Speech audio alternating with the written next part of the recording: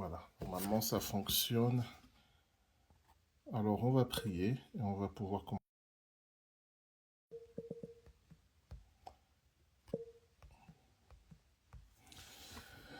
Dieu notre Père, nous te rendons grâce pour ce temps d'étude de ta parole.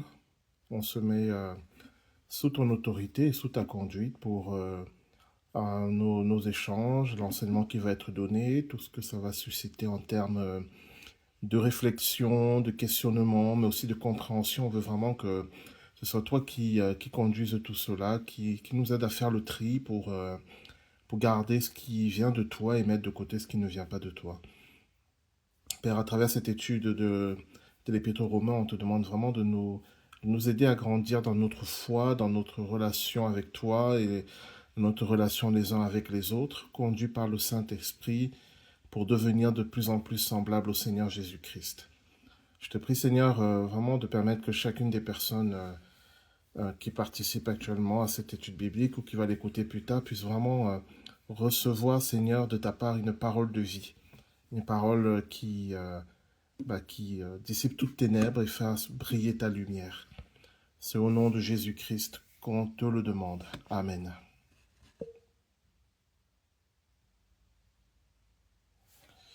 Alors, excusez-moi, il y a quelqu'un qui essaye de se connecter.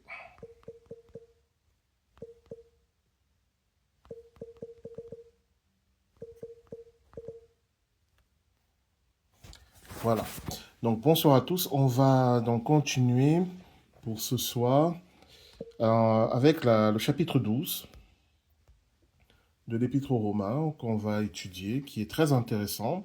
On va complètement partir d'une autre thématique, puisque tout le développement sur Israël s'arrête au chapitre 11, se termine au chapitre 11. Et au chapitre 12, on est plus dans des exhortations de la part de l'apôtre Paul aux chrétiens. On va voir, c'est très intéressant ce qu'il dit, et c'est très riche en même temps. Donc voilà, on va commencer ce chapitre 12, on va essayer de le développer. Comme toujours, n'hésitez pas, parce que la dernière fois, on avait déjà eu le souci de la visio qui se coupe. Donc, j'essaie d'être vigilant. Voilà. Voilà. Mais s'il y a un souci, vous allez sur WhatsApp, vous m'envoyez un message pour me dire il y a un souci sur la visio. Donc, on va prendre le chapitre 12 que je vais lire et on va l'étudier. Je vous exhorte donc, frères, par les compassions de Dieu, à offrir vos corps comme un sacrifice vivant, saint, agréable à Dieu, ce qui sera de votre part un culte raisonnable. Ne vous conformez pas au siècle présent, mais soyez transformés par le renouvellement de l'intelligence, afin que vous discerniez quelle est la volonté de Dieu, ce qui est bon, agréable et parfait. Par la grâce qui m'a été donnée, je dis à chacun de vous de n'avoir pas de lui-même une trop haute opinion, mais de revêtir des sentiments modestes selon la mesure de foi que Dieu a départie à chacun. Car comme nous avons plusieurs membres dans un seul corps, et que tous les membres n'ont pas la même fonction, ainsi nous qui sommes plusieurs, nous formons un seul corps en Christ, et nous sommes tous membres les uns des autres. Puisque nous avons des dons différents, selon la grâce qui nous a été accordée, que celui qui a le don de prophétie l'exerce selon l'analogie de la foi. Que celui qui est appelé au ministère s'attache à son ministère, que celui qui enseigne s'attache à son enseignement, et celui qui exhorte à l'exhortation. Que celui qui donne le fasse avec libéralité, que celui qui préside le fasse avec zèle, que celui qui pratique la miséricorde le fasse avec joie. Que la charité soit sans hypocrisie. Ayez le mal en horreur, attachez-vous fortement au bien. Par amour fraternel, soyez pleins d'affection les uns pour les autres. Par honneur, usez de prévenance réciproque. Ayez du zèle et non de la paresse. Soyez fervents d'esprit, servez le Seigneur. Réjouissez-vous en espérance.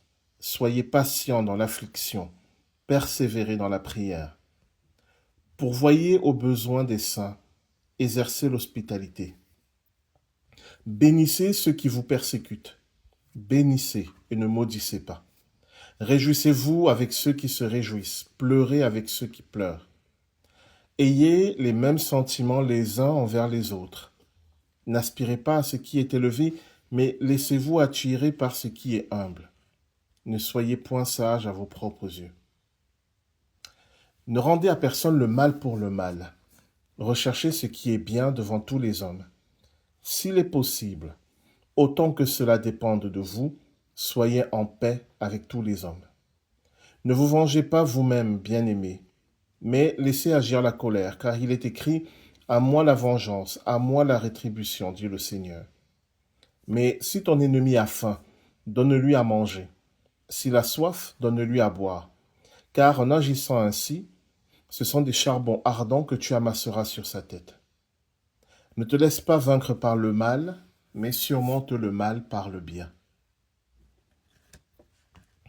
Donc vous voyez, dans ce chapitre 12, on a beaucoup d'exhortations de la part de l'apôtre.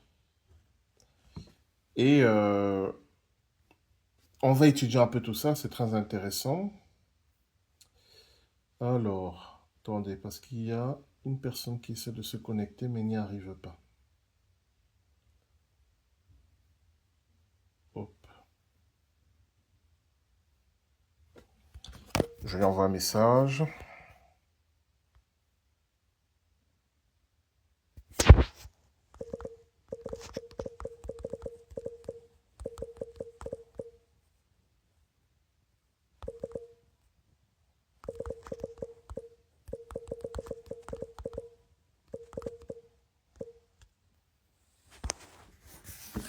Alors, prenons le chapitre 12.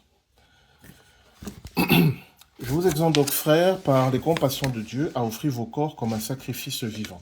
On va déjà s'arrêter sur ce premier verset, parce qu'il est très intéressant. Vous allez voir, il nous dit énormément de choses. Un sacrifice vivant, saint, agréable à Dieu, ce qui sera de votre part un culte raisonnable. On va prendre de toute cette portion, on va l'étudier.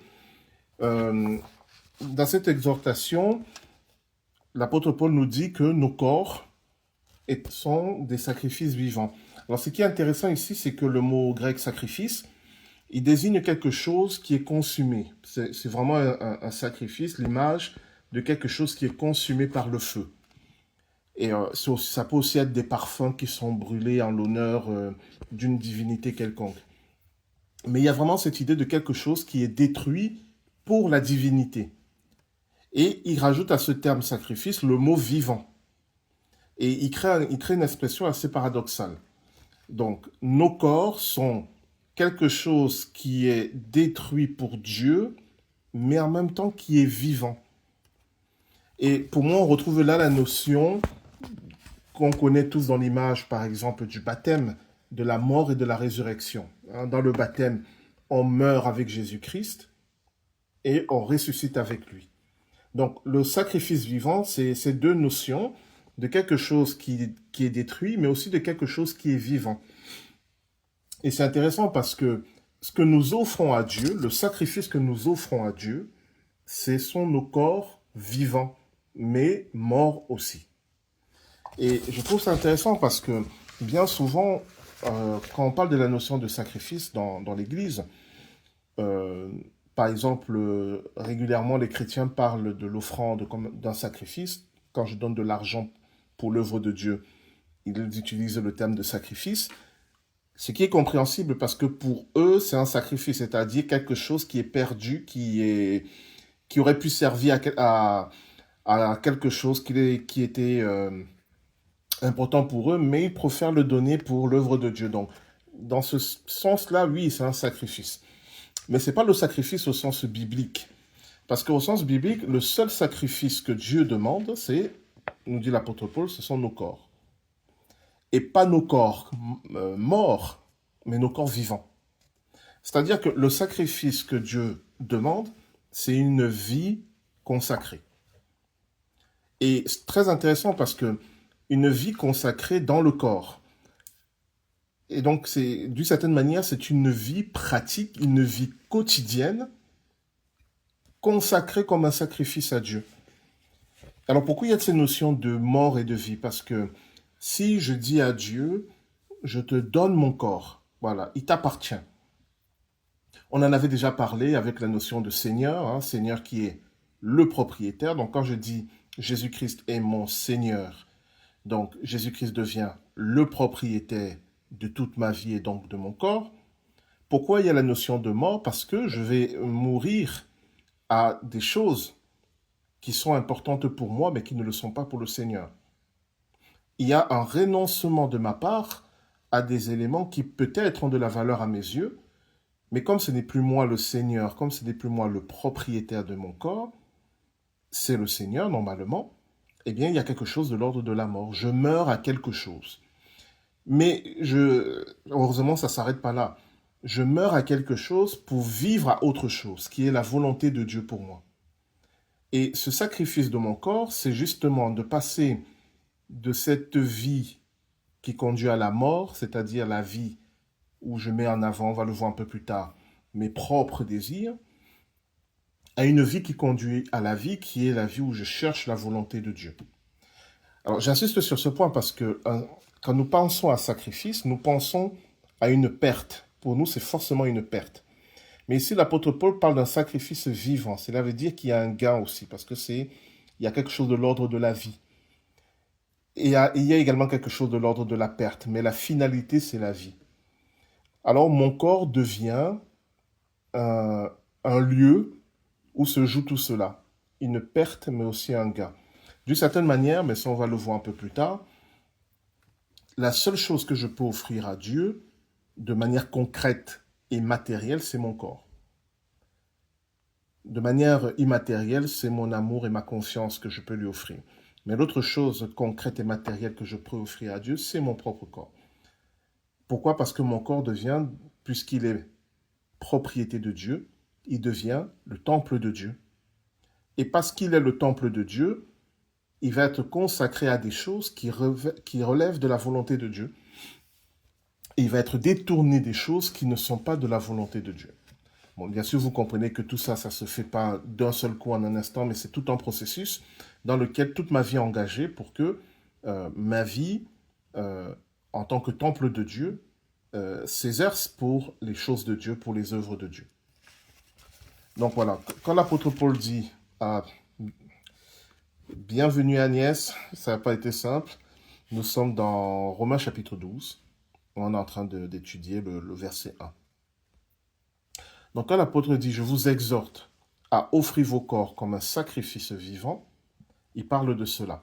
Et remarquez, hein, il s'adresse à des chrétiens et il leur demande d'offrir leur corps comme un sacrifice vivant. Ça veut dire que ce n'est pas quelque chose d'automatique. Dieu ne va pas prendre possession de mon corps, un peu comme dans un démon qui prend possession de quelqu'un. Ce n'est pas la manière d'agir de Dieu. Dieu n'est pas un voleur qui vient prendre ce qui ne lui appartient pas. Ce qui veut dire que tant que je n'ai pas volontairement et résolument offert mon corps à Dieu, il ne lui appartient pas. Pourquoi j'insiste sur ce point? L'apôtre Paul écrit à des chrétiens, donc normalement des personnes baptisées, et peut-être des personnes remplies du Saint-Esprit, mais il les exhorte à offrir leur corps. Ce qui veut dire aussi que le baptême n'est pas quelque chose qui entraîne des choses automatiques. Je peux être baptisé, je peux servir le Seigneur, mais je ne lui appartiens pas. Pourquoi? Parce que je n'ai jamais fait la démarche consciente de lui donner ma vie. Et cet aspect-là, il est souvent sous-estimé parce que pour nous, c'est des choses automatiques, c'est-à-dire si je suis baptisé, donc bien sûr que j'appartiens au Seigneur. Oui, dans une certaine manière, mais il y a plusieurs niveaux d'appartenance. Je peux avoir dit à Dieu, je te donne mon temps, je te donne mon talent, je te donne plein de choses, mais il y a un aspect peut-être que je n'ai pas clairement formulé à Dieu. Je te donne tout mon être. En général, certains disent à Dieu, je te donne ma vie. Voilà. Et bon, c'est un peu la même image, hein. Quand je dis à Dieu, je te donne ma vie, il est compris dans ma vie, mon corps aussi. Mais voilà, c'est intéressant. Alors, si on reste toujours dans le verset 1, je vous exhorte donc, frères, par les compassions de Dieu, à offrir vos corps comme un sacrifice vivant. C'est au présent de l'indicatif. Ce qui veut dire que offrir son corps, bien sûr, par exemple, je l'ai fait au moment de ma conversion, je l'ai fait au moment de mon baptême peut-être, mais c'est aussi quelque chose, puisque il dit au présent, c'est quelque chose qu'on renouvelle. On va voir pourquoi il faut renouveler cette offrande. Mais c'est quelque chose qu'on a appelé à renouveler. Voilà. Euh, ça serait super si c'est fait une fois pour toutes et ça y est, c'est réglé, on passe à autre chose. Mais le fait qu'il les exhorte au présent, c'est-à-dire là maintenant, offrez vos corps à Dieu, ça veut dire que peut-être on ne l'avait pas fait auparavant, mais même si on l'avait fait auparavant, il faut régulièrement proclamer, redire que ce corps, c'est le temple de Dieu, ce corps, et donc ma vie tout entière, hein, pas simplement mon corps physique, ma vie tout entière appartient à Dieu. On va voir pourquoi il faut le refaire. Mais on va continuer sur ce point-là.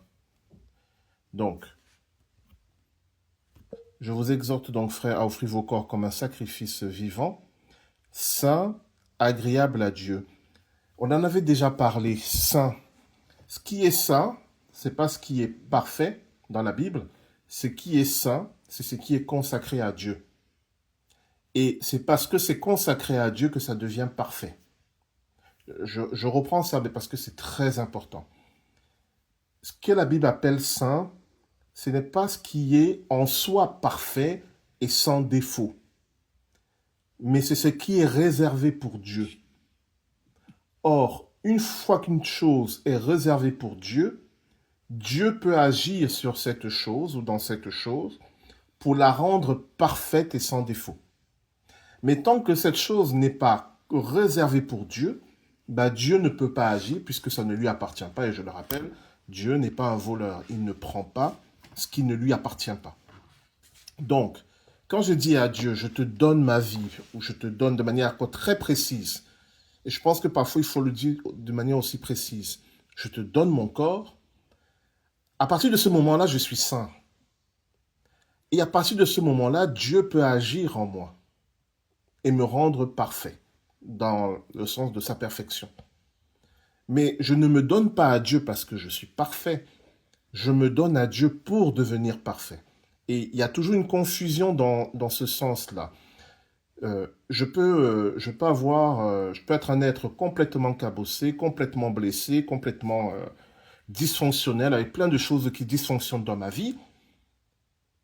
Et cette vie dysfonctionnelle, cabossée, c'est le sacrifice que Dieu attend de ma part, la seule chose que je peux lui offrir.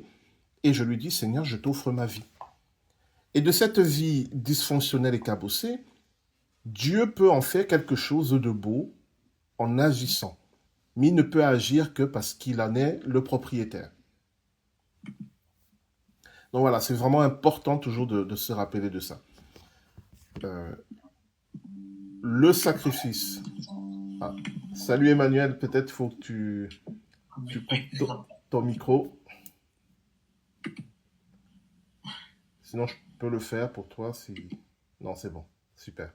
On est dans Romains chapitre 12, on est au verset 1. Donc, si je donne à Dieu mon corps comme un sacrifice vivant, eh bien, je deviens saint, puisque mon corps, dont tout mon être aussi, appartient à Dieu, est consacré à Dieu. Et à partir de ce moment-là, Dieu peut agir, Dieu peut faire des choses en moi, il peut faire les transformations nécessaires en moi pour que je devienne semblable à lui. Et c'est pour ça que l'apôtre Paul termine en disant, ce qui sera de votre part un culte raisonnable. Alors il y a énormément de choses à dire sur ce mot, parce que raisonnable ici c'est un mot grec logikos qui a donné logique. Ce qui sera de votre part un culte logique. Vous comprenez maintenant la logique, parce que Alors, je vais d'abord voir la notion de culte. Donc, culte, c'est latreia qui veut dire, qui est un mot très intéressant qu'on a traduit par culte. C'est un mot qui désignait auparavant les mercenaires et les serviteurs. Et puis, dans le domaine religieux, il a été utilisé pour parler de ce qu'on rend à une divinité, c'est-à-dire le service, le travail que l'on fait pour une divinité. D'où son origine dans la notion de serviteur et de mercenaire. Le culte, c'est le travail que je fais pour Dieu. C'est le service que je fais pour Dieu. C'est ça le culte.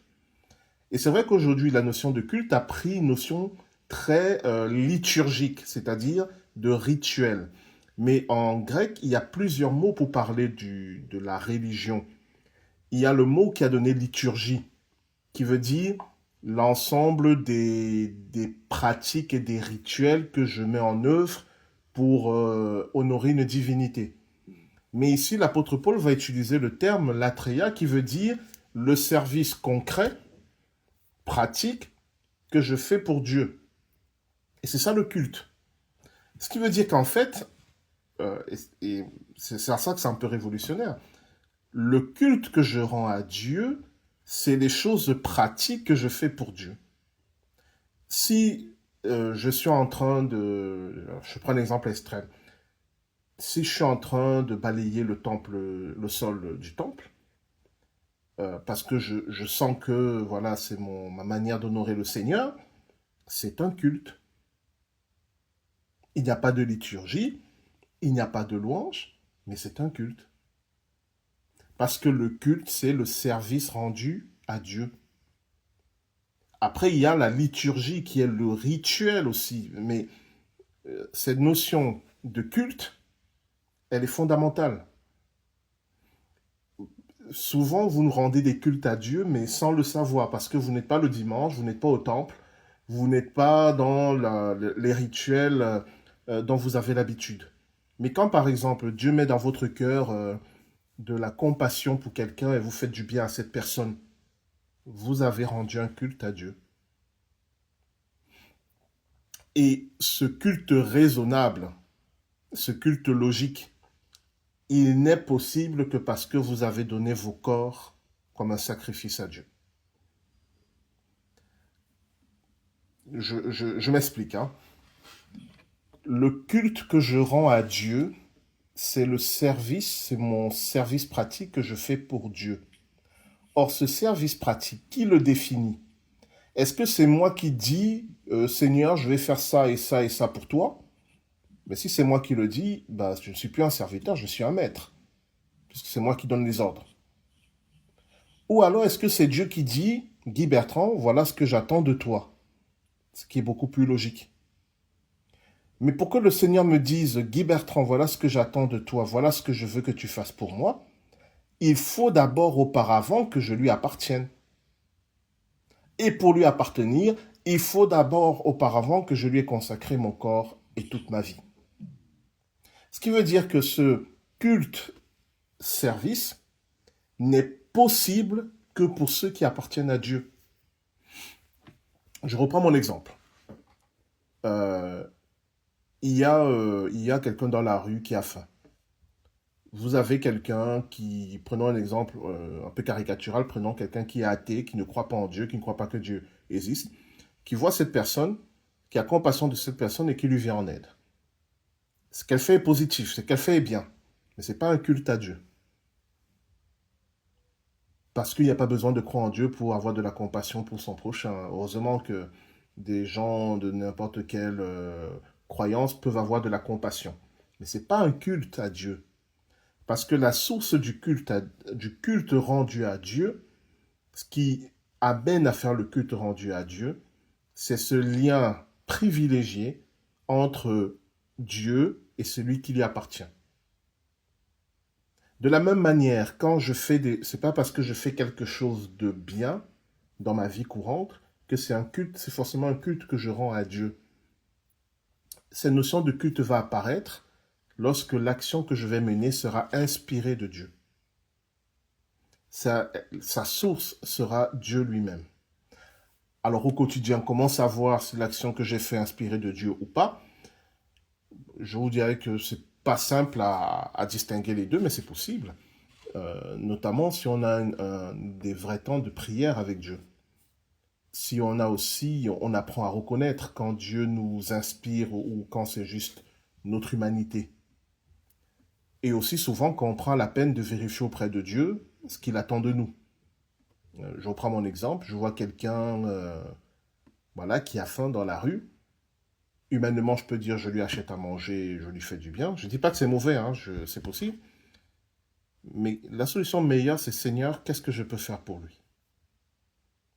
Voilà. Et à partir de ce moment-là, je suis dans la disposition d'esprit de rendre un culte à Dieu. Parce que je cherche de près de Dieu l'action à mener qui honorera Dieu et qui fera aussi du bien à mon prochain, mais qui honorera Dieu. Et ça va être la différence fondamentale entre un chrétien qui fait du service, du social, tout ce que vous voulez de la part de Dieu, et quelqu'un qui le fait par idéologie politique, par exemple. L'action va avoir la même finalité, par exemple, aider quelqu'un, mais la source, le moteur de l'action ne vont pas être les mêmes. Les deux vont faire quelque chose de bien pour leur prochain. Je ne suis pas en train de dire que c'est mauvais, hein, mais il y a un qui va rendre un culte à Dieu. Or, justement, ce que l'apôtre Paul nous dit, en tant qu'enfants de Dieu, nous sommes appelés à faire de nos corps, de nos vies, des cultes à Dieu. Et c'est pour ça qu'il va parler d'un sacrifice vivant. Ma vie est détournée de mes objectifs charnels, c'est-à-dire mes objectifs égocentrés, égoïstes, de ce que moi je veux, j'ai trouvé bon pour ma vie, pour s'orienter, pour rechercher ce que Dieu veut pour ma vie. Et ça, au quotidien.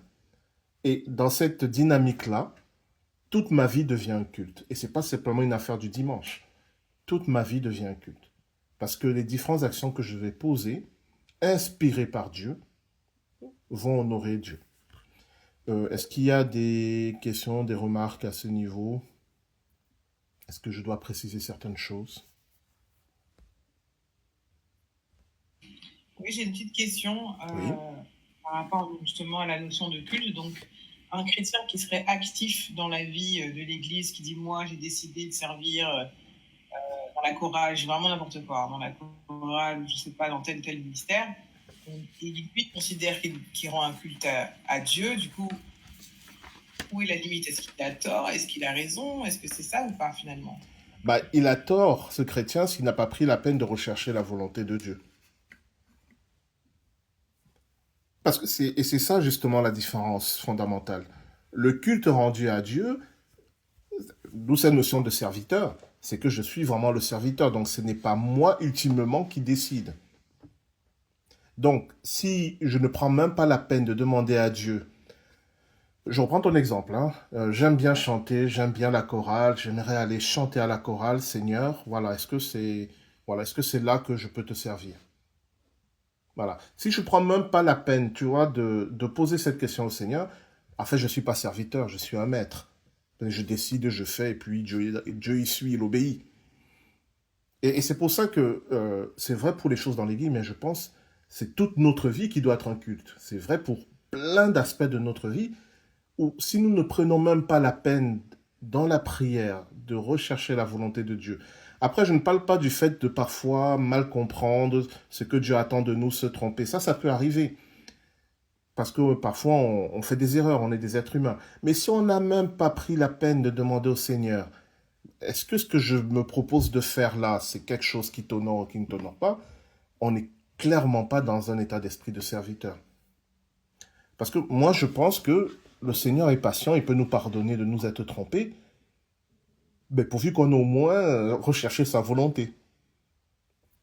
Mais si on n'a même pas pris la peine de le faire, alors on est juste dans de l'activisme. C'est-à-dire, je fais les choses parce que j'estime que c'est bon, je fais les choses parce qu'il faut les faire, mais à quel moment j'ai demandé à Dieu si c'est ce qu'il attendait de moi? On va voir que cet aspect-là, il est très important lorsque l'apôtre Paul va parler du corps et des membres. Parce que typiquement, je décide qu'aujourd'hui, je suis une main. Mais est-ce que j'ai été fait pour être une main? Peut-être dans la pensée de Dieu, je suis un pied. et moi je me mets à la place de la main, il va y avoir un dysfonctionnement à un moment donné. Mais si je prends la peine de demander au Seigneur, Seigneur, j'aimerais être une main, mais est-ce que c'est ce que tu attends de moi? Et le Seigneur dit non, non, non, tu es un pied. Donc, c'est peut-être pas top, peut-être tu es en contact avec la poussière, c'est pas la position la plus géniale, mais fais-moi confiance, tu vas voir que tu vas être très opérant à ce niveau-là. Et voilà, et c'est un sacrifice parce que je renonce à être une main, donc il y a quelque chose de l'ordre du renoncement et de la mort, mais pour aller dans la vie qui est d'être un pied et de voir Dieu opérer dans ma vie. Donc, on va revenir à cette image du corps avec les membres du corps parce que c'est une image très puissante pour comprendre cela. Mais c'est ça fondamentalement. Je ne peux pas prétendre dire que je rends un culte à Dieu sans chercher sa volonté. Et c'est un peu le problème qu'avaient les pharisiens quand le Christ les traite d'hypocrites. C'est un peu ça. C'est-à-dire, ils parlent de Dieu tout le temps, mais dans la pratique, en fait, bah, ils s'en fichent de Dieu. Ils prennent leurs décisions, ils font leurs choix, mais à aucun moment ils le consultent. Je dis simplement consulter, hein, parce qu'il y a aussi l'étape de bien discerner ce que Dieu attend de moi. Mais ça c'est de l'apprentissage. Hein, ça peut prendre toute une vie. Mais au moins consulter, au moins demander au Seigneur, est-ce que c'est ça que tu veux? Voilà. S'il n'y a pas ce minimum-là, je ne suis clairement pas un serviteur de Dieu et je ne suis clairement pas en train de rendre un culte à Dieu. Je suis en train de vivre ma vie comme je l'entends, même si je parle beaucoup de Dieu et même si apparemment je fais beaucoup de choses pour Dieu. C'est la différence fondamentale entre l'homme religieux, l'être humain religieux et l'être humain spirituel. L'être humain religieux fait de Dieu son serviteur, un moyen pour améliorer sa vie, pour donner un sens à sa vie, etc. etc. L'être spirituel fait de Dieu le but. Voilà, je vis pour Dieu. Dieu n'est plus un outil à mon service, c'est moi qui deviens à son service. Je rappelle hein, que dans la Bible, l'homme religieux, c'est Caïn, et l'homme spirituel, c'est Abel. Et la Bible nous dit clairement que Caïn tue Abel. C'est-à-dire que si je suis dans des démarches religieuses, je vais tuer l'homme de foi en moi déjà. L'homme qui est au service de Dieu, je vais le tuer, au moins en moi. C'est Caïn qui tue Abel. D'autres questions, d'autres remarques?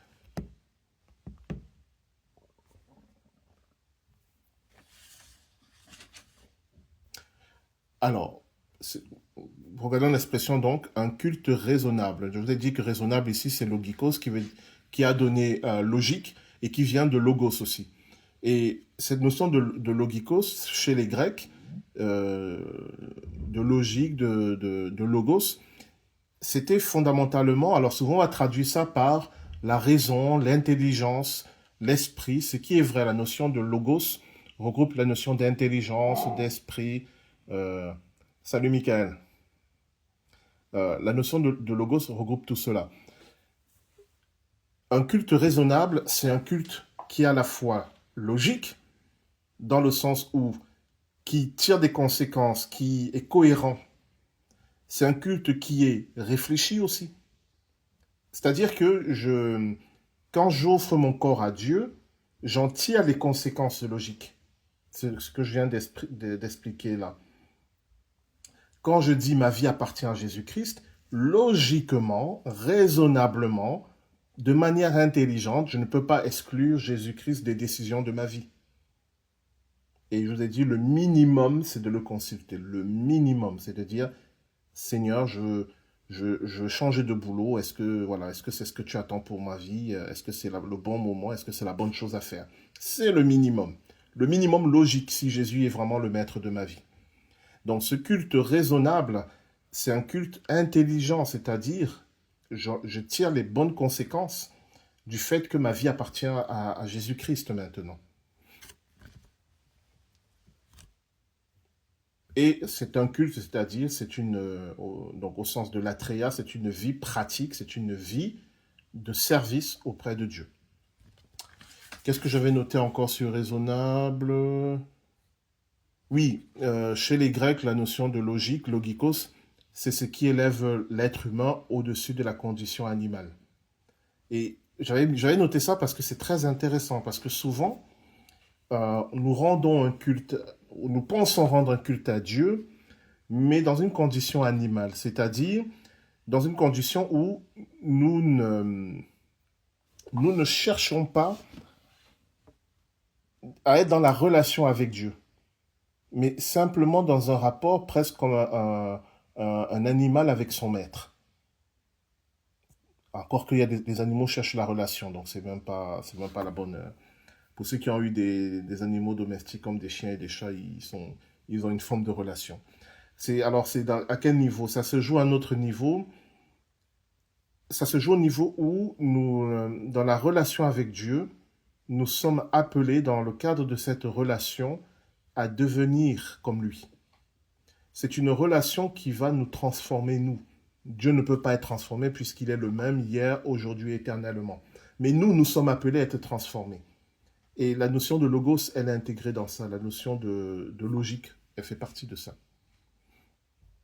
Je ne sais pas si je suis clair sur ce point-là, mais n'hésitez pas hein, s'il y a d'autres questions. Pour Mickey qui est arrivé, nous sommes dans Romains, chapitre 12, nous sommes au verset 1. On vient de parler de ce que l'apôtre Paul dit, d'offrir nos corps comme un sacrifice vivant, saint et agréable à Dieu, ce qui sera de notre part un culte raisonnable. On a étudié toutes ces notions-là de sacrifice vivant, de culte, de raisonnable. Alors, on va continuer.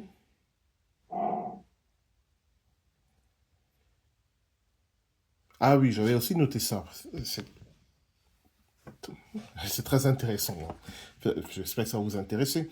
Ce qu'il écrit là en une phrase, vous voyez qu'il y a énormément de choses à dire. L'apôtre Paul dit, nos corps sont le sacrifice vivant que nous offrons à Dieu pour lui rendre un culte raisonnable. Il est en train de déplacer la notion de culte. On a déjà vu que le mot culte ici, c'est un service pratique qui est rendu. Mais habituellement, quand on pense à un culte, on pense à un lieu qui est un temple ou une église. Ici, il dit que le lieu, c'est notre propre corps et notre propre vie. On pense, lorsqu'on parle de culte, à un temps précis, c'est-à-dire, par exemple, le dimanche. Voilà, le dimanche à l'église, le dimanche au temple. Et lui dit que le temps de ce culte, c'est toute notre vie. C'est la raison pour laquelle il n'y a plus de jour sacré dans la Nouvelle Alliance. Dans l'Ancienne Alliance, c'était la nuit du vendredi au samedi. Mais dans la Nouvelle Alliance, on n'a plus de jour sacré. Pourquoi? Parce que c'est toute la vie maintenant qui est sacrée. Je vous rappelle, hein, sacré, saint, c'est ce qui appartient à Dieu.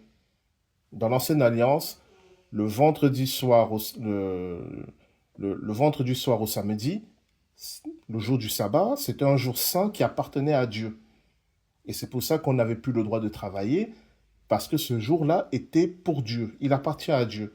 Mais dans la Nouvelle Alliance, c'est tout mon corps et toute ma vie qui appartient à Dieu. Donc ça devient absurde de dire qu'il y a un jour de la semaine de ma vie qui appartient à Dieu. Et donc il n'y a plus de jour dédié à Dieu, puisque c'est toute ma vie qui est dédiée à Dieu. Tout le temps de ma vie qui est dédié à Dieu. Donc voilà, il n'y a plus un lieu particulier qui est le temps pour l'Église, c'est tout mon être, tout mon corps.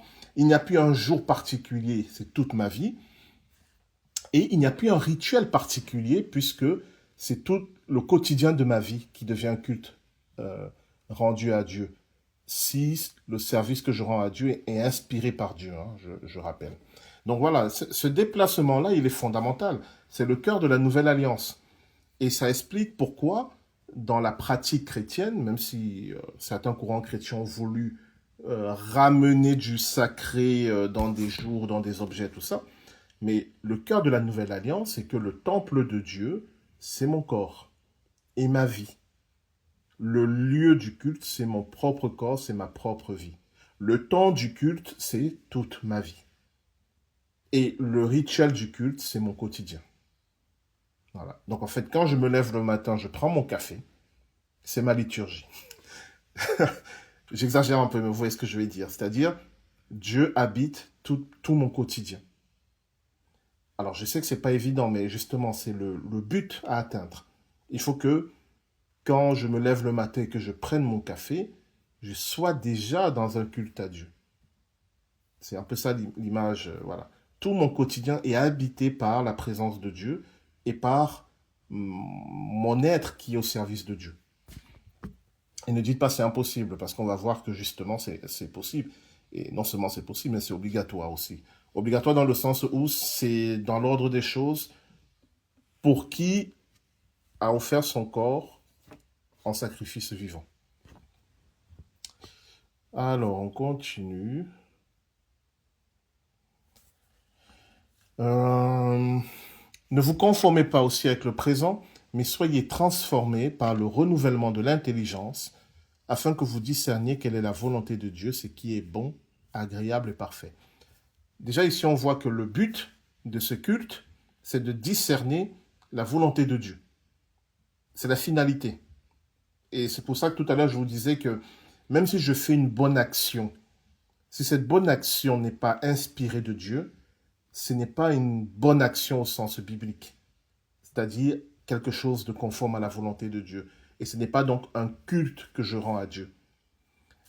Parce que ce n'est pas parce qu'une action me paraît bonne qu'en soi elle est bonne. On va voir pourquoi. Oui, on va suivre l'ordre des versets, sinon ça va devenir un peu compliqué à suivre. Alors, ne vous conformez pas au siècle présent. Ne vous conformez pas. Ce verbe en grec, c'est très intéressant. Il est au mot de passif et moyen. Alors, passif, c'est quand le sujet subit l'action. Comment on peut dire ça? J'ai aucun exemple qui me vient en français. Quand un verbe est au mode passif, cela veut dire que il y a le mode actif, c'est le sujet fait l'action. Je vais à l'école. C'est au mode actif, je vais à l'école. Et au passif, je me fais conduire à l'école. Voilà, je subis l'action. Ici, ne vous conformez pas au siècle présent, il est au passif et au moyen. Le moyen, c'est entre l'actif et le passif. C'est-à-dire, le sujet subit l'action, mais il est quand même actif. Et c'est très intéressant parce que on peut en tirer des conséquences assez fortes. Ne vous conformez pas au siècle présent, au passif, cela veut dire quoi? Ne soyez pas rendus conformes au siècle présent. Ce qui veut dire que la conformité au siècle présent, c'est-à-dire la conformité à notre époque, quelle qu'elle soit, c'est quelque chose qu'on subit. C'est d'abord quelque chose qu'on subit. Et vous allez voir que c'est très, très, très important. La conformité au siècle présent, c'est l'état naturel de l'être humain. C'est-à-dire, vous prenez un être humain, vous ne le touchez pas, vous ne lui dites rien.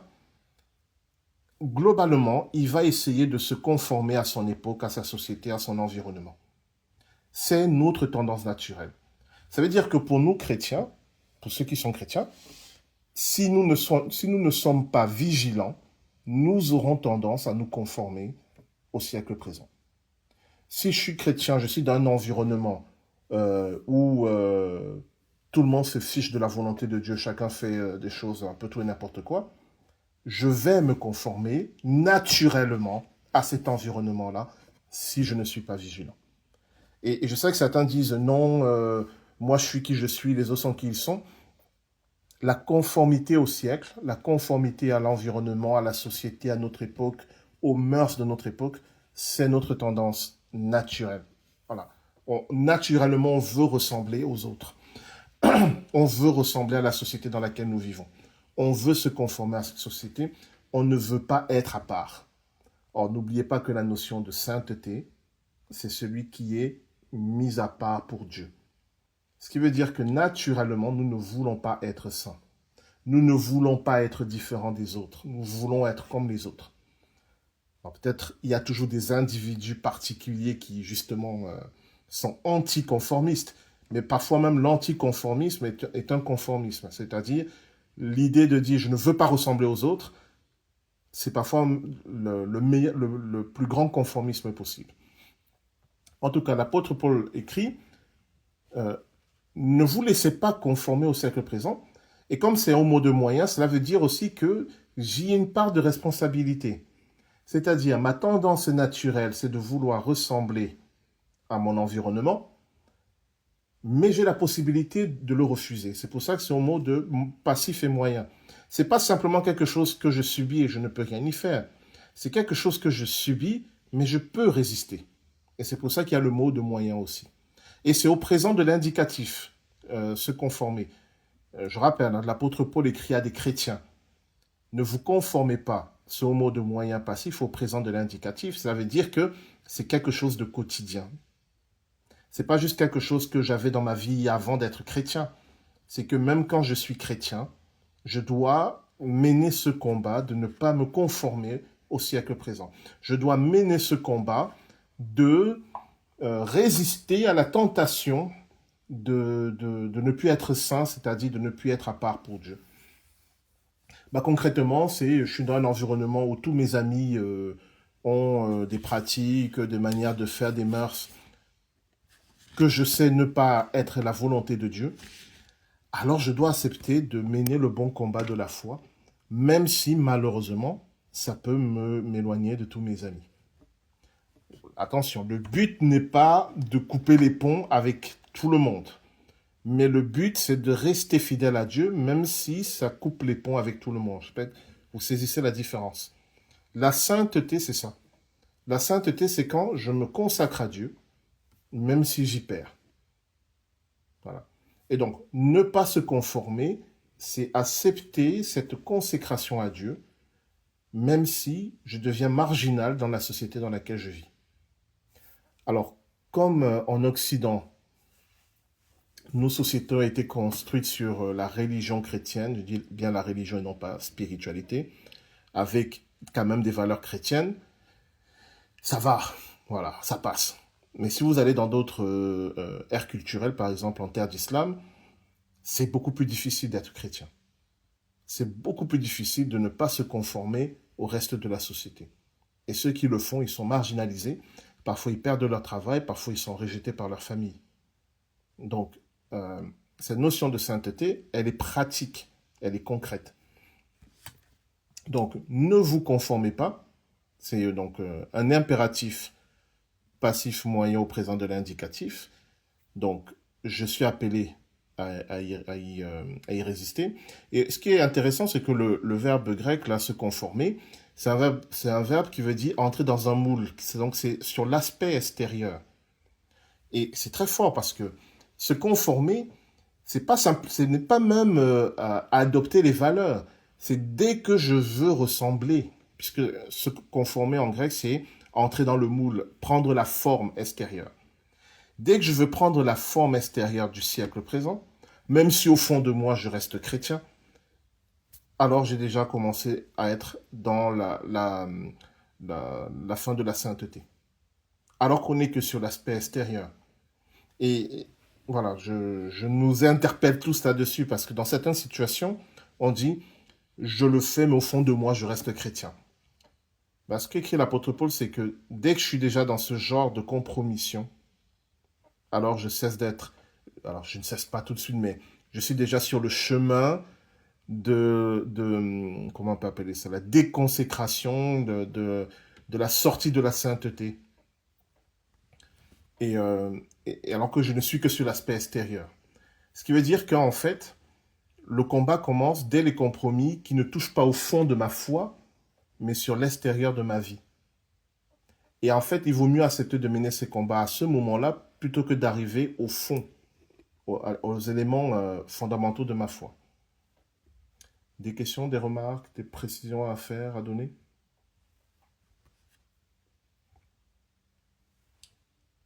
C'est bon?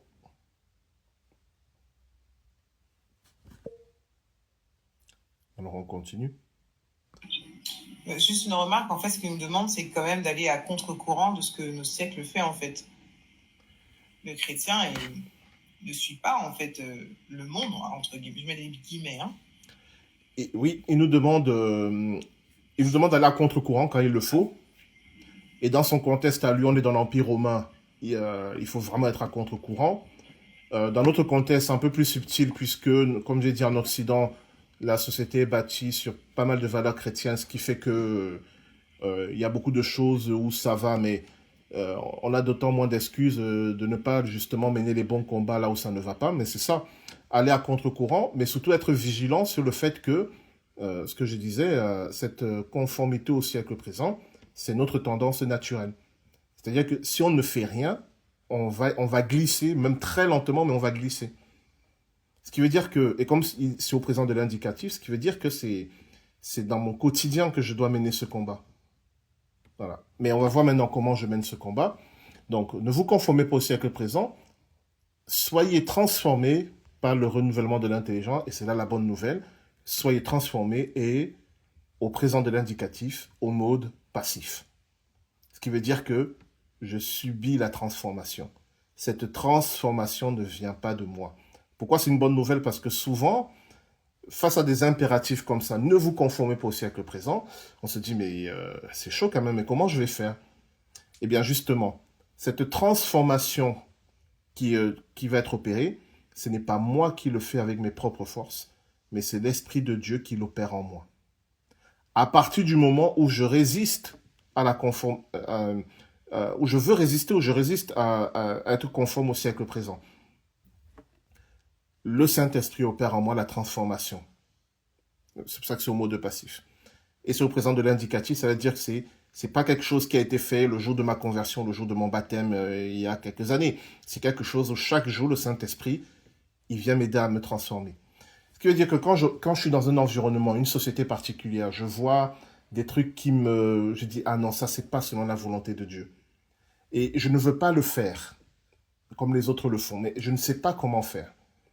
Eh bien, je peux trouver auprès de Dieu l'aide pour justement ne pas me conformer au siècle, mais être transformé, être renouvelé. Et c'est ça qui est la bonne nouvelle. C'est-à-dire quand Dieu nous demande quelque chose, c'est lui qui nous donne les moyens de faire ce qu'il nous demande. Toujours. Il ne va jamais rien nous demander dont il sait que nous ne sommes pas capables de le faire. Si Dieu nous dit, ne vous conformez pas au siècle présent, c'est parce que lui va nous donner la capacité, comme dit Rachel, de nager à contre-courant. Il va le faire. Donc, en fait, ce qu'il attend de nous, c'est de résister. C'est d'amorcer la résistance et lui va opérer le reste de la transformation. Dans l'Ancien Testament, il y a ce passage, peut-être vous l'avez déjà lu, au moment où le peuple d'Israël, pendant l'Exode, il sort du désert. Il y a eu la génération qui n'a pas voulu entrer dans la terre promise et qui est morte au désert. Et la nouvelle génération qui va entrer dans la terre promise avec Josué. Et ils doivent traverser le fleuve qui est le Jourdain. Et Dieu dit à Josué, tu traverses le fleuve, je vais écarter l'eau. Et donc Josué, il est précédé par les prêtres qui portent l'arche de l'Alliance. Les prêtres qui parlent de l'Alliance entrent dans le Jourdain. Et on nous dit, quand ils ont eu l'eau au niveau des genoux, des cuisses, Dieu a écarté l'eau pour qu'ils puissent traverser. Mais ça veut dire quoi? Ça veut dire ils sont avancés dans le fleuve du Jourdain, et pendant un certain temps, l'eau montait. Mais ils devaient faire confiance à la promesse de Dieu et continuer d'avancer. Et c'est leur foi dans la promesse de Dieu qui a fait que le miracle a eu lieu et l'eau s'est écartée. Mais s'ils étaient restés au bord, si ils avaient avancé un peu les pieds, ils avaient vu que l'eau leur arrivait aux chevilles, ils avaient dit, oh là là, Dieu n'a rien fait, c'est fini, il n'y aurait pas eu de miracle. Alors pourquoi je raconte ça? Parce que souvent, le Seigneur attend de nous que nous amorcions l'acte de foi pour voir sa promesse s'accomplir. Donc, pour revenir à notre sujet, je refuse de me conformer au siècle. Donc, j'ai des décisions à prendre dans ma vie. Et parfois, je ne sais même pas comment je vais pouvoir tenir ces décisions-là. Je prends un exemple, j'ai connu quelqu'un, un chrétien, dans son travail. On lui demandait, pour avoir des clients, d'organiser des soirées avec des prostituées pour fidéliser des clients. Lui, en tant que chrétien, il a dit non. Il a dit non, je ne fais pas ce genre de choses. Il savait pas, en tout cas, il savait que ça allait mal se passer, mais il ne savait pas si Dieu allait l'aider et tout ça. Il a juste dit, je refuse de me conformer à ça. Conséquence, le lendemain, il a été viré.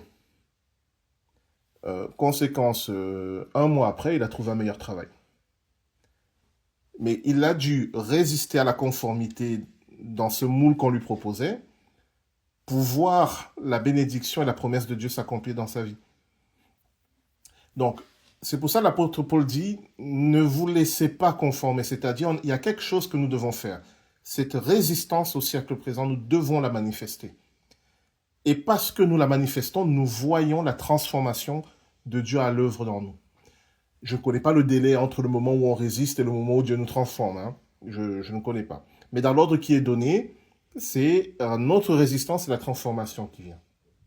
Ce n'est pas d'abord Dieu qui nous transforme et puis nous résistons à la conformité au siècle présent. C'est d'abord nous qui manifestons notre volonté de ne pas ressembler au siècle présent dans ce qu'il a de contraire à la volonté de Dieu. Et parce que nous avons cette volonté, Dieu opère en nous la transformation pour que cette volonté soit d'une certaine manière opérante. Opérative, voilà, je ne sais pas le terme. Est-ce que ça va?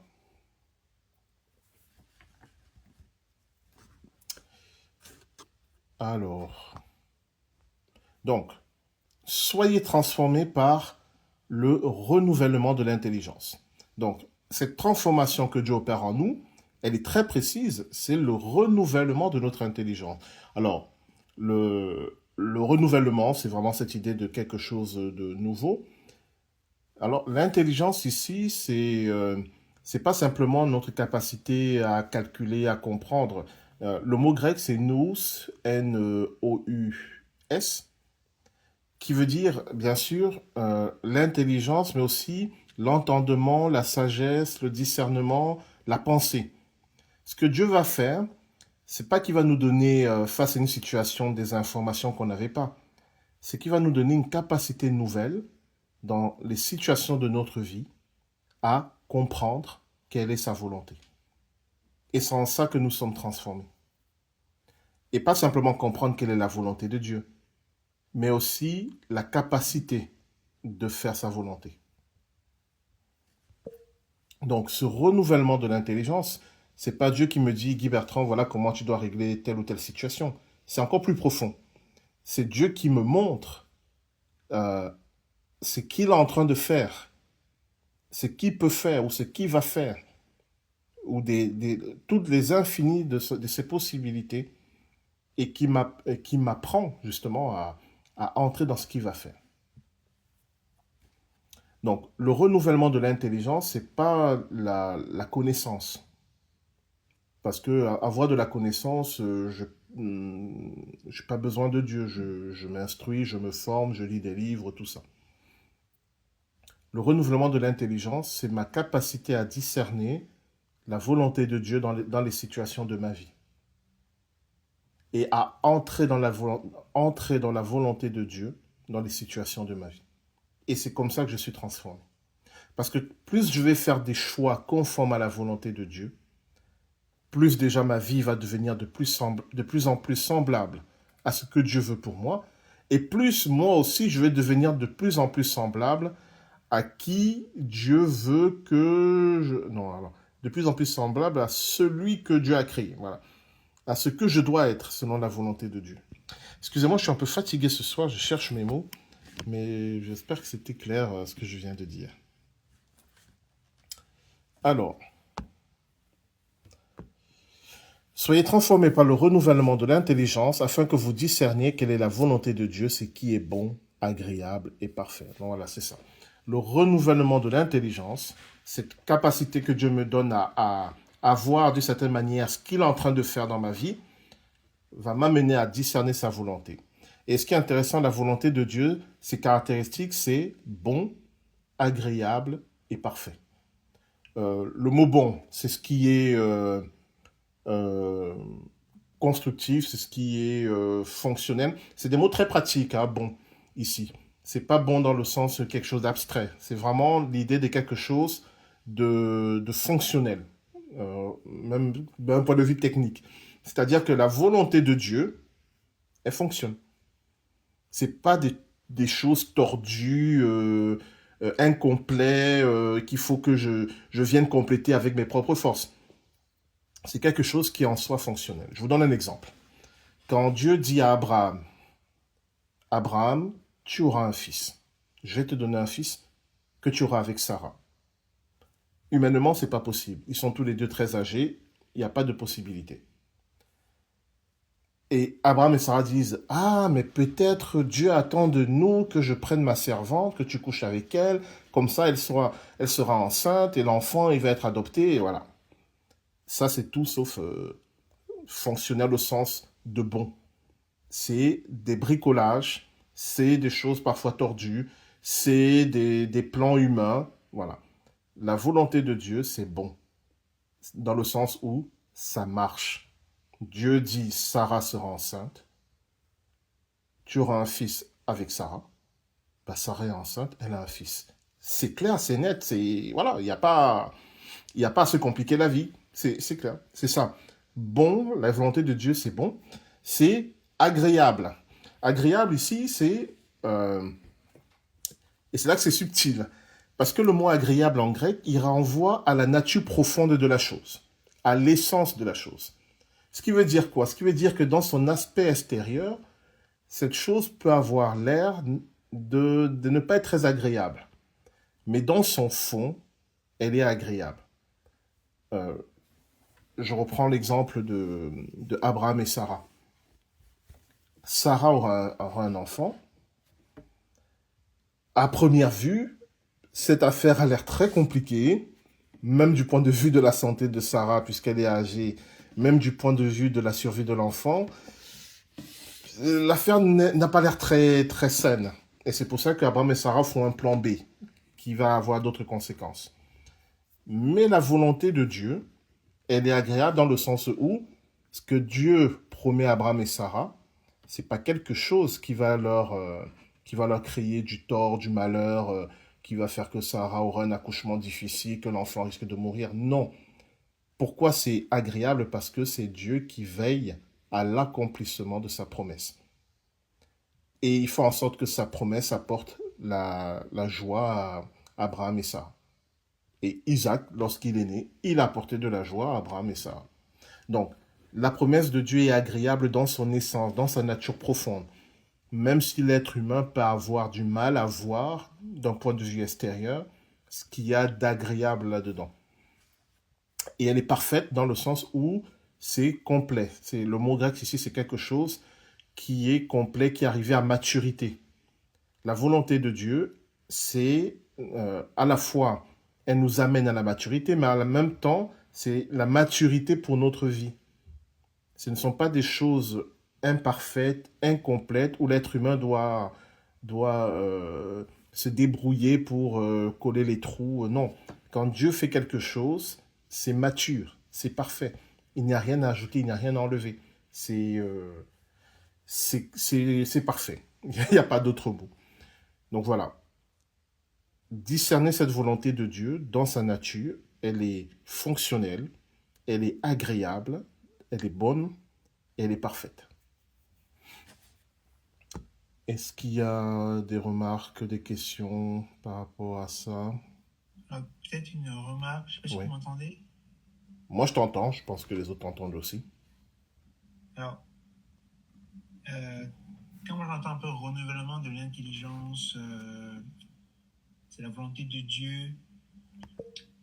Alors, moi ce que je comprends un peu aussi, moi ce que je comprends, c'est que c'est pas toujours facile de faire la volonté de Dieu. On peut parfois se tromper, ça peut arriver. Mais j'ai l'impression que c'est à travers ces tribulations qu'on est un peu... Enfin, parfois quand on vit une épreuve, en fait, c'est difficile, mais bizarrement, c'était comme si on a un nouvel état d'esprit, on comprend les choses différemment. C'est comme si finalement, en fait, le renouvellement d'une intelligence, c'est malgré le fait que vous allez rencontrer des difficultés par le fait que vous ne vous conformez pas à la société, par ce biais-là, vous allez progresser, enfin pas progresser, mais ça va vous aider encore davantage à grandir dans la foi. Je ne sais pas si c'est... J'ai un peu ce sentiment-là, je ne sais pas si c'est... Ah, C'est clair ce que j'ai dit là, mais c'est un peu comme ça que je vois un peu les choses, ouais. oui, de mon point de vue, c'est exactement ça. C'est exactement ça. Et ce que tu dis, ça montre bien l'idée de processus. Et peut-être j'ai pas assez insisté là-dessus. C'est des processus, c'est pas des choses qui se font comme ça d'un claquement de doigts. C'est-à-dire, et c'est pour ça qu'il utilise des verbes au présent de l'indicatif. C'est-à-dire, c'est des choses dès maintenant. C'est pas mon intelligence va être renouvelée demain ou elle a été renouvelée hier. Elle est renouvelée chaque jour dans mon quotidien, dans ce que je vis. Dieu C'est m'aide vrai. à en tirer des choses, à me construire. Et c'est exactement ça. Et ça peut être les épreuves, ça peut aussi être des bonnes choses, hein. Il peut m'arriver une bonne nouvelle, et dans cette bonne nouvelle, je discerne la grâce de Dieu, l'amour de Dieu pour moi, et ça me fait encore grandir et comprendre que Dieu il n'est pas absent de mes petites joies du quotidien, par exemple, ou même des grandes joies de la vie, etc., etc. Ça peut être des épreuves, ça peut être des bonnes choses. En fait, toute ma vie, pourvu que j'ai offert mon corps comme un sacrifice vivant, toute ma vie devient un processus d'apprentissage à travers lequel je suis rendu de plus en plus semblable à Jésus-Christ. Et c'est pour ça que parce que je vis ce processus, je suis appelé enfant de Dieu. Et donc, qui dit processus, dit des hauts et des bas, parfois des erreurs, parfois des échecs, parfois des incompréhensions. Mais voilà, euh, pourvu que je sois dans le processus, c'est le plus important. Parce que quand la Bible dit, par exemple, Dieu vient chercher ceux qui lui appartiennent, vous voyez que l'accent n'est pas mis sur est-ce que je suis parfait, est-ce que j'ai tout réussi, etc. L'accent est mis sur la sainteté, le fait d'appartenir à Dieu ou pas. Et dans l'appartenance à Dieu, chacun de nous a un rythme différent, chacun de nous vit ce processus à son rythme avec Dieu de manière différente. Parfois, il y a des choses que moi j'ai déjà compris et que mon frère ou ma soeur à côté n'a pas encore compris. Mais peu importe, puisqu'on est déjà tous dans le processus de sanctification qui fait que nous sommes enfants de Dieu. Et donc, en fait, Jésus-Christ vient chercher ceux qui sont dans ce processus. Peu importe où ils en sont dans le processus, de ce processus de transformation, mais pourvu qu'ils y sont. Et c'est la raison pour laquelle, par exemple, dans l'Évangile, le larron sur la croix qui est crucifié avec Jésus-Christ, lui, il est au tout début du processus. Hein.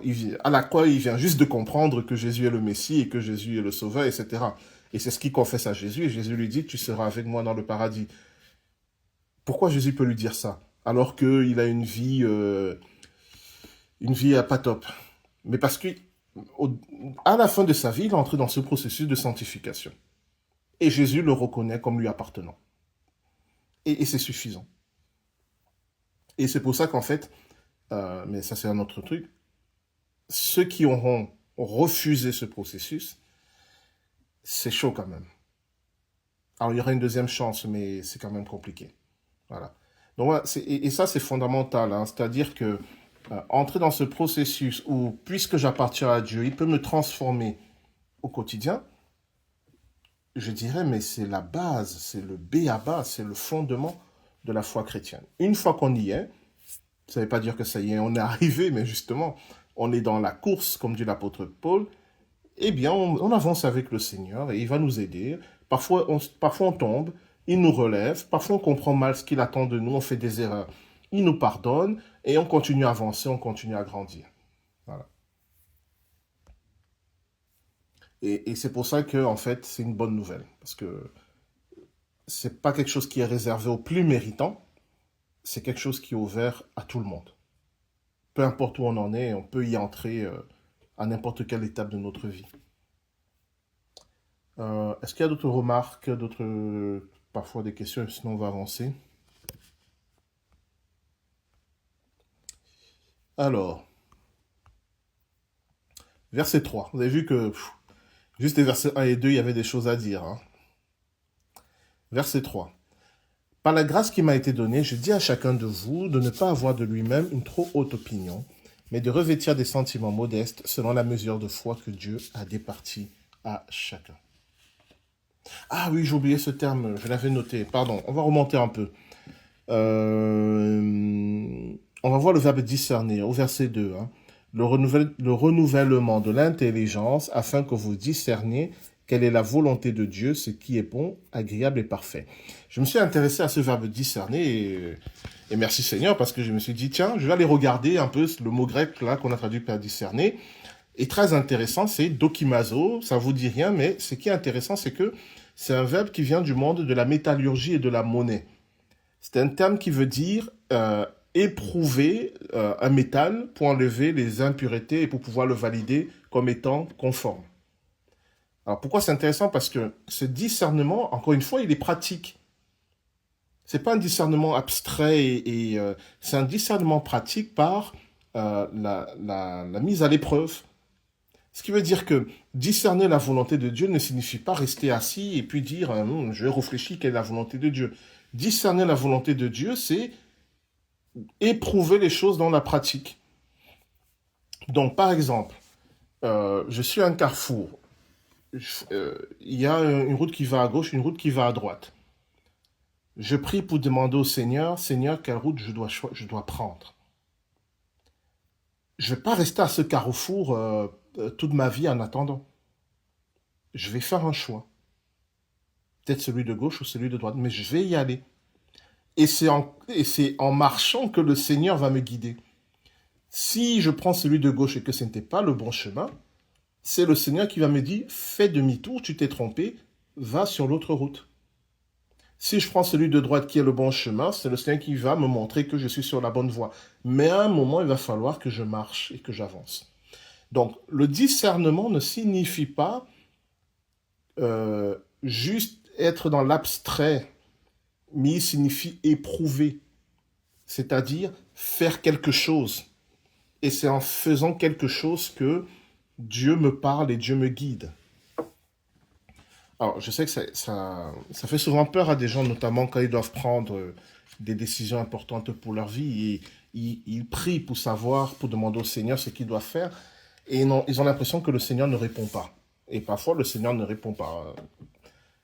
Mais ça veut dire que je dois faire un choix. Mais ça ne veut pas dire que je dois faire tout et n'importe quoi ou tirer à la loterie. C'est-à-dire que j'utilise mon intelligence, mon discernement, même les conseils qu'on m'a donnés pour faire un choix. Et si ce choix s'avère ne pas être le bon, d'une certaine manière, ce n'est pas grave dans le sens où ça ne veut pas dire que Dieu m'a abandonné. Ça veut juste dire que Dieu va m'aider à sortir de ce mauvais choix pour retourner vers le bon choix. Cette notion de discernement, dans le christianisme, on l'a trop liée à quelque chose d'intellectuel. Je ne dis pas qu'il n'y a pas cette partie de réflexion intellectuelle, hein, vous m'entendez bien. Mais je dis que c'est accompagné d'une pratique de vie. Et c'est pour ça que ce terme-là, ça vient du monde de la métallurgie et de la monnaie, parce que pour savoir si tu as de l'or ou de l'argent pur où il y a des impuretés, bah, tu vas pas juste rester là à le regarder, à le tourner de tous les côtés à un moment. Il faut le mettre au feu, il faut le fondre, il faut enlever les impuretés, il faut faire quelque chose. Et après, il faut valider qu'il est pur ou il est impur, voilà. Donc le discernement, c'est une mise à l'épreuve de nos choix et de nos décisions avec l'aide de Dieu. Et on compte sur le Seigneur pour, pour avancer, pour reculer, pour faire demi-tour, etc., etc. J'aime toujours cette phrase d'un prédicateur qui dit même pour faire demi-tour, une voiture doit rouler. Donc, même si le Seigneur veut qu'on change de chemin, mais il faut qu'on marche quand même. Voilà.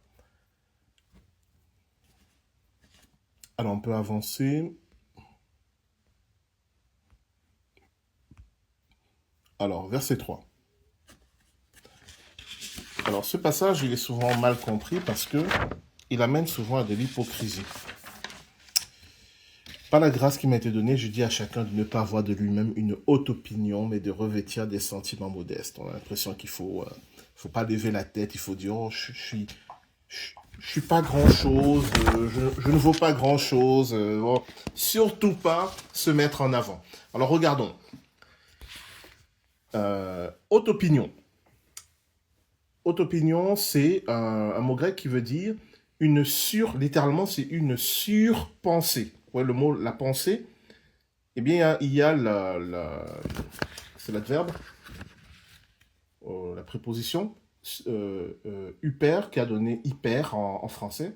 C'est une hyper-pensée. Donc, il ne faut pas avoir de soi-même une hyper-pensée.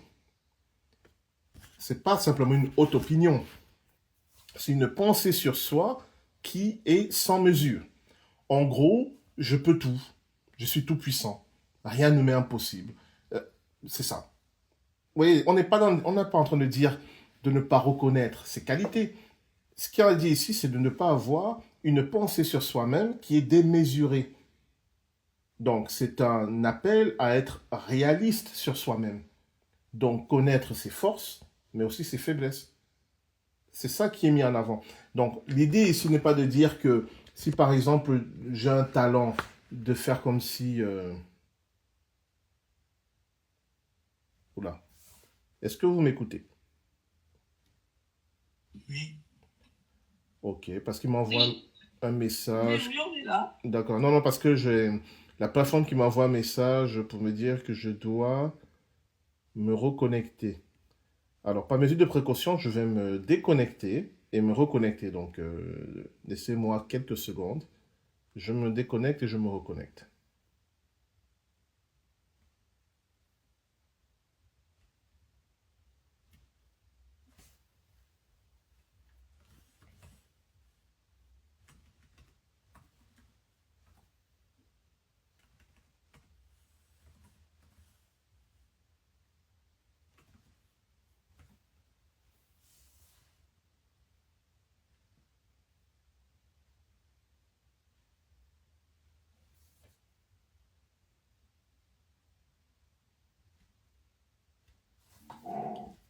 Voilà, vous m'entendez? Oui, D'accord. enfin moi j'entends. Bon, je pense que Oui. les autres aussi. Ça m'a déjà fait le coup où je t'ai déconnecté et moi je croyais que vous étiez encore là parce que je vois toujours vos profils, mais en fait, je n'étais plus en ligne. Donc, où en étais-je? Voilà, sur la haute opinion. Donc, n'ayez pas de vous-même une trop haute opinion, mais de revêtir des sentiments modestes. Et c'est là qu'il y a souvent le piège, parce que sentiment modeste, on a l'impression qu'il faut pas trop parler, il faut pas trop se mettre en avant. Le terme ici, modeste, c'est plutôt un terme qui veut dire maîtrise de soi, tempérance. Donc, ce n'est pas des sentiments modestes, c'est des sentiments maîtrisés, tempérés. Euh, c'est plutôt de l'ordre de la justesse. Si Dieu m'a donné un talent particulier, dire j'ai ce talent, et voilà, et il est là, et merci Seigneur, c'est pas être orgueilleux, c'est avoir ce qu'il appelle des sentiments modestes, c'est-à-dire tempérés, qui sont justes. Et ne pas dire j'ai ce talent et je suis le meilleur du monde et personne n'est plus fort que moi, et voilà. Là, je suis dans ce qu'il appelle la hyper-pensée, c'est-à-dire la trop haute opinion de moi-même. Et c'est ça qu'il dit ici. Ne soyez pas dans une image de vous absolue, de croire que vous êtes l'absolu de la création de Dieu, mais au contraire, ayez une juste opinion de vous-même. Et donc c'est intéressant parce que comment avoir une juste opinion de moi-même? Bah, si on est dans la logique de ce qu'il a dit auparavant, j'ai offert mon corps comme un sacrifice vivant, mon intelligence a été renouvelée pour discerner la volonté de Dieu, bah c'est Seigneur, voilà, donne-moi une bonne, la juste image de qui je suis, de mes qualités et de mes défauts, de là où j'ai encore du travail à faire et de là où, grâce à toi, bah, je suis dans quelque chose de juste.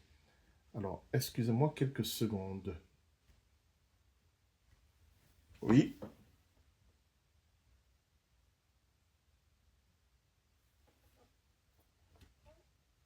voilà. Désolé, je pensais qu'il y avait quelqu'un qui frappait.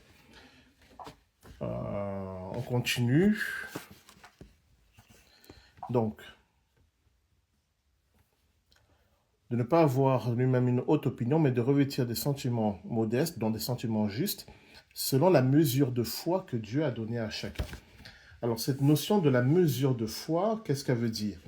Elle veut dire que, euh, c'est ce que je disais tout à l'heure après la remarque d'Emmanuel, chacun de nous, dans cette transformation intérieure que le Saint-Esprit opère en nous, ben, nous ne sommes pas au même niveau.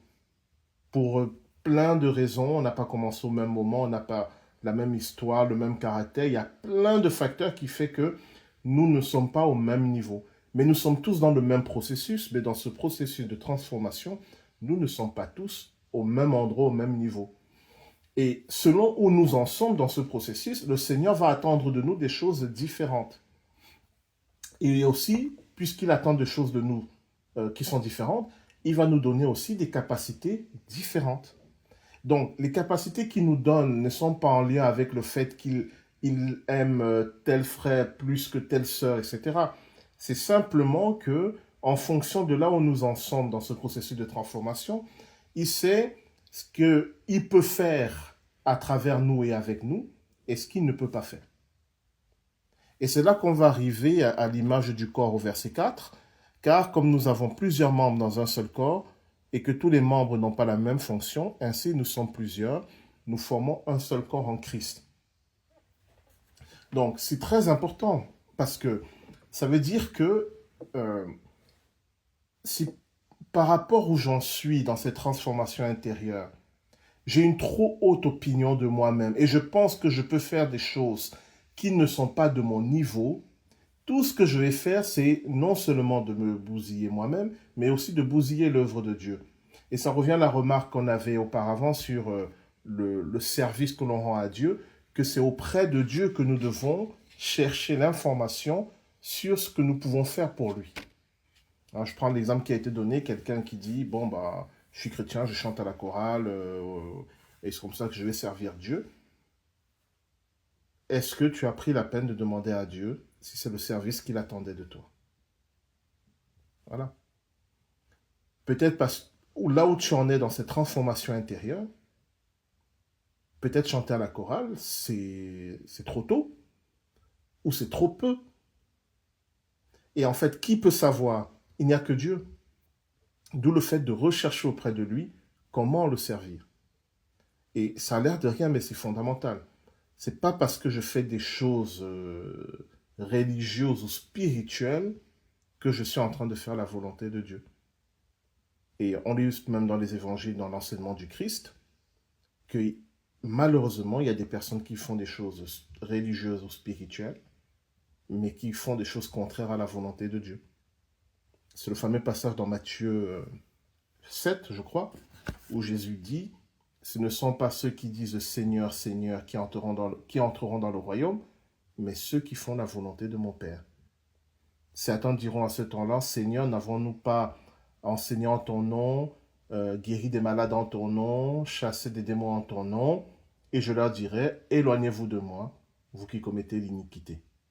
Pourquoi il leur dit, éloignez-vous de moi, vous qui commettez l'iniquité? Parce que même s'ils ont fait des choses spirituelles comme chasser des démons, guérir des malades, etc., etc., ils ne l'ont pas fait en conformité à la volonté de Dieu. Ils n'ont pas cherché la volonté de Dieu pour faire ces choses. Donc, la mesure de foi, c'est dans ces transformations intérieures que le Saint-Esprit est en train de faire en moi, là où j'en suis, je peux faire certaines choses avec Dieu, mais il y a des choses que je ne peux pas encore faire. Et tout l'enjeu de l'Église et l'enjeu de chaque chrétien, c'est de discerner cela. Pourquoi? Parce que, on arrive au verset 4, nous sommes un seul corps. Et je trouve cette image, elle est vraiment puissante. Nous sommes un seul corps et nous sommes les membres de ce corps. Et là aussi, j'ai voulu regarder, encore une fois, merci Seigneur, parce que je ne m'y attendais pas, ce mot membre. Parce que moi, dans cette image du corps de l'apôtre Paul, quand il disait nous sommes membres, moi, je voyais aussi les organes du corps, comme le cœur, le cerveau, toutes ces choses. Mais son image est encore plus précise, parce que le mot ici qu'on a traduit par membre en grec, c'est mélos, M-E-L-O-S, qui désigne une partie articulée du corps. Donc, une partie mobile. Ce n'est pas le cœur, le cerveau, toutes ces choses. C'est toutes les parties de notre corps qui sont articulées. Donc, qui dit articulées? Qui sont reliées les unes aux autres.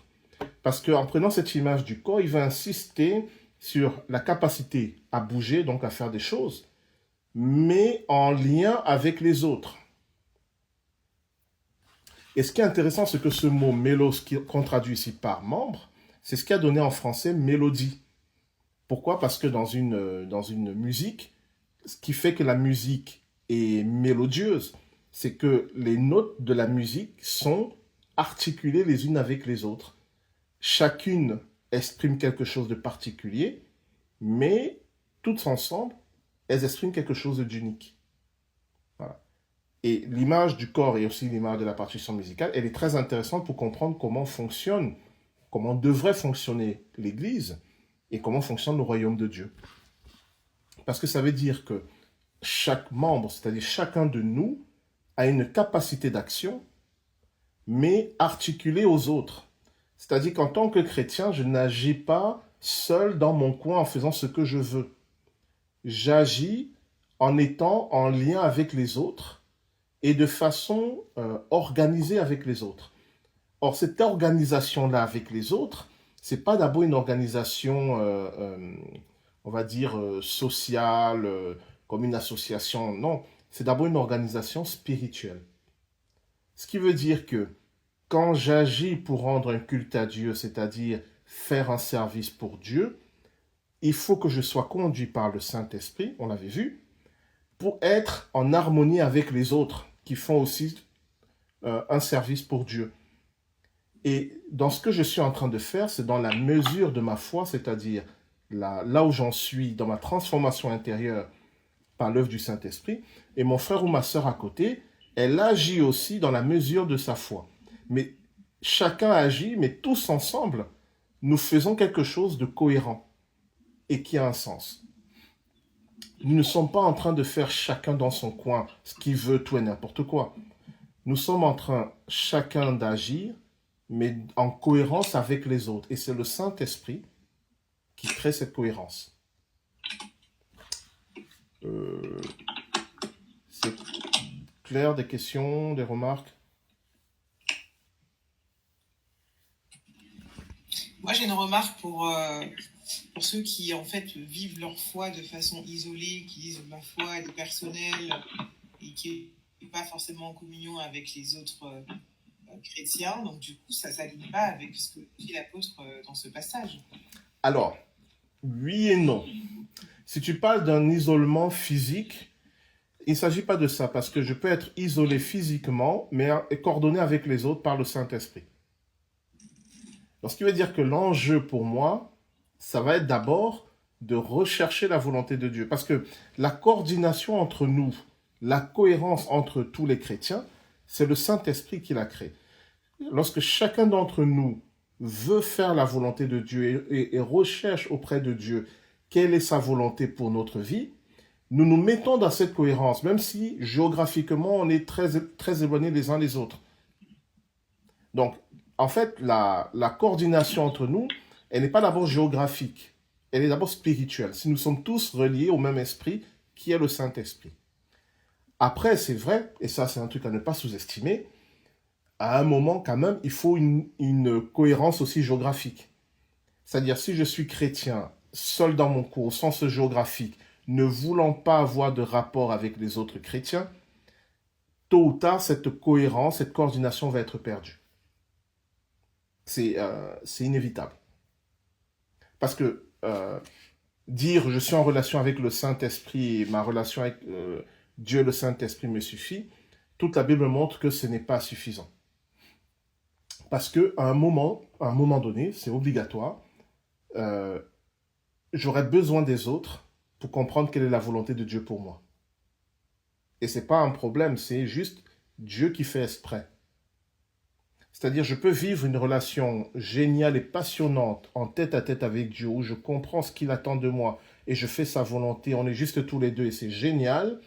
Mais à un moment, quand je vais rechercher la volonté de Dieu, il va me pousser à aller vers d'autres chrétiens pour discerner sa volonté. Et il va m'obliger à ce que cette cohérence, qui est d'abord spirituelle, soit aussi relationnelle, géographique. Et là, je te rejoins, effectivement, quelqu'un qui dit « je suis chrétien, mais je suis dans mon coin », les autres ne m'intéressent pas, ce qu'ils font ne m'intéresse pas, tôt ou tard, il va plus être coordonné avec les autres.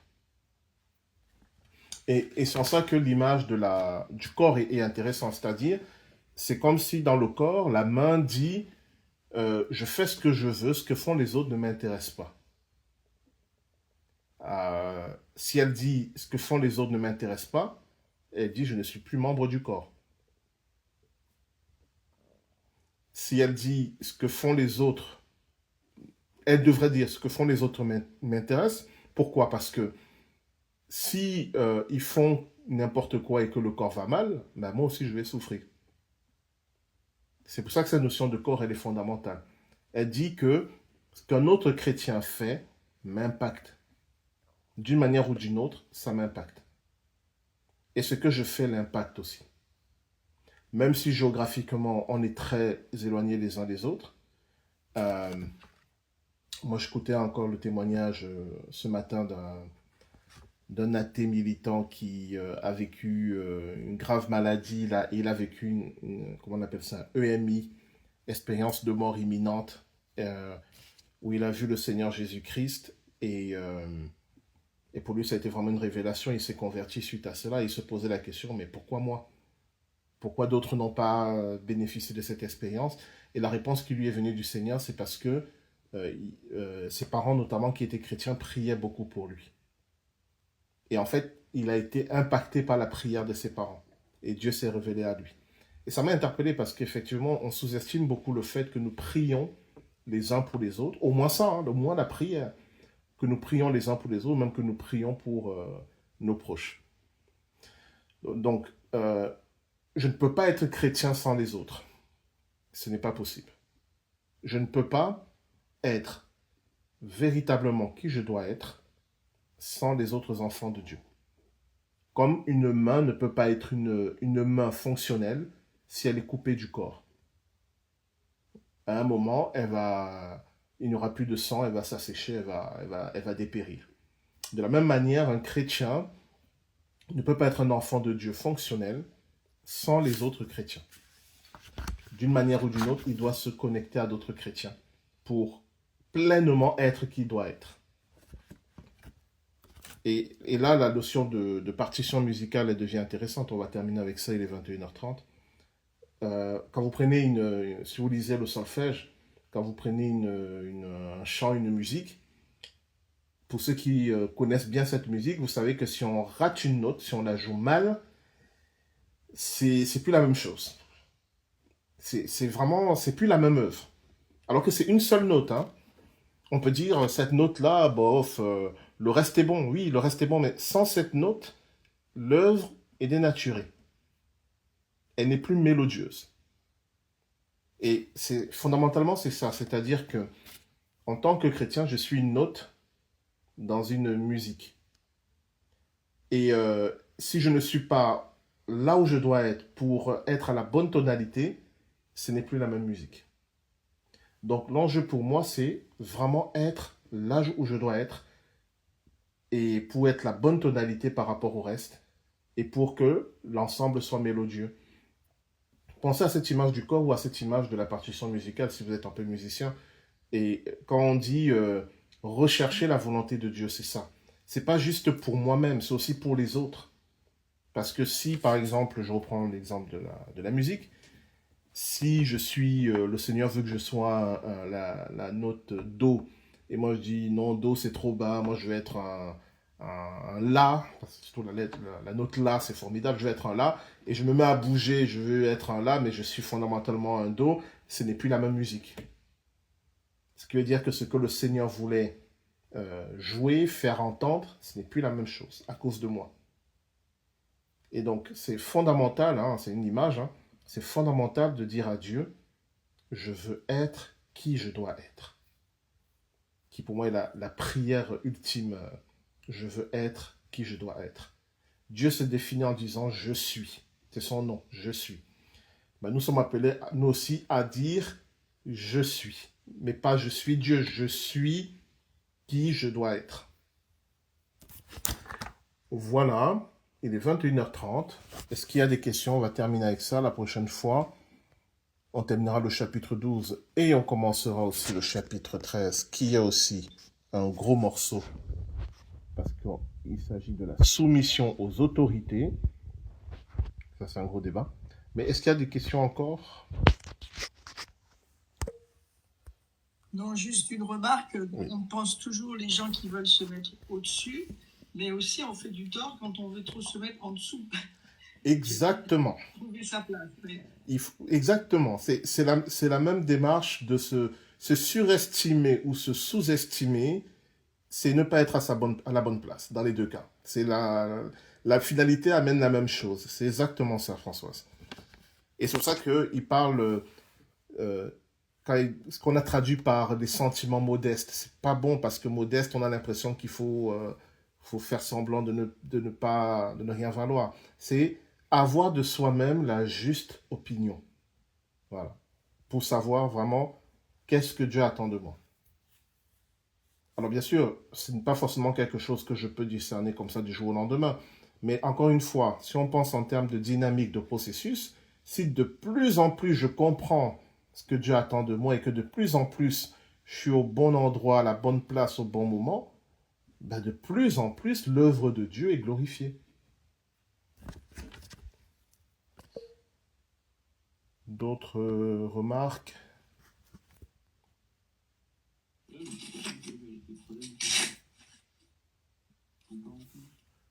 Michael, on t'entend pas bien.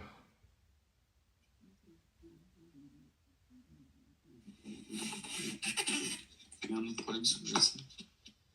Allô, Michael, tu es en train de parler, mais on t'entend pas bien. Je sais pas si tu avais une question. Ah, bon. D'autres questions, d'autres remarques? Alors, on va s'arrêter.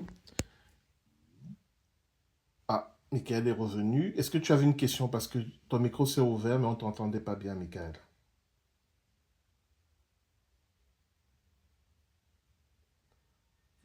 Non, désolé, je n'avais pas de question, ça s'est activé tout seul. D'accord, ok.